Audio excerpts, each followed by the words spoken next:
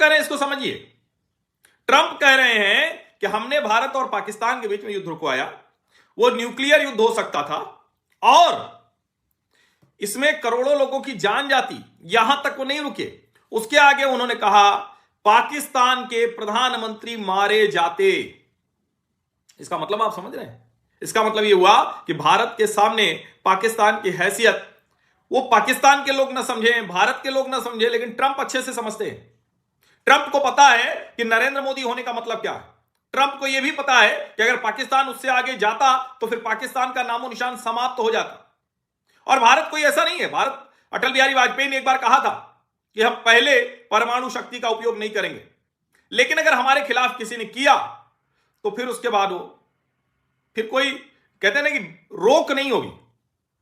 और पाकिस्तान के संदर्भ में उन्होंने कहा था कि फिर अगले दिन का सूरज पाकिस्तान नहीं देखेगा, यानी समाप्त हो जाएगा।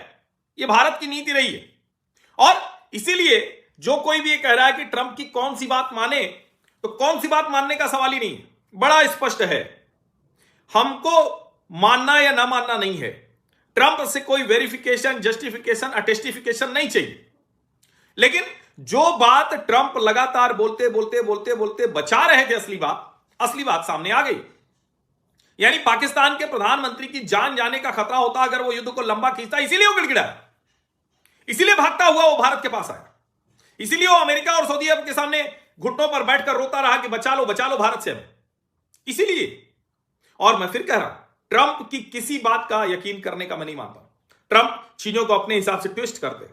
ट्रंप का एक तरीका है बार्गेन करने का। ट्रंप जो विनिंग कर रहे हैं उसका भी एक तरीका है। लेकिन पाकिस्तान को हमने बुरी तरह पीटा हुआ वो दुनिया के अलग अलग देशों के पास गया, उसमें एक अमेरिका भी था। अमेरिका ने भी मध्यस्थता का प्रयास किया। भारत ने सबसे कहा कि पाकिस्तान को सीधे आना पड़ेगा। इसीलिए जब उनके डीजीएमओ से हमारे डीजीएमओ को फोन आया, सीज फायर की बात हुई, भारत ने उस बात को स्वीकार किया।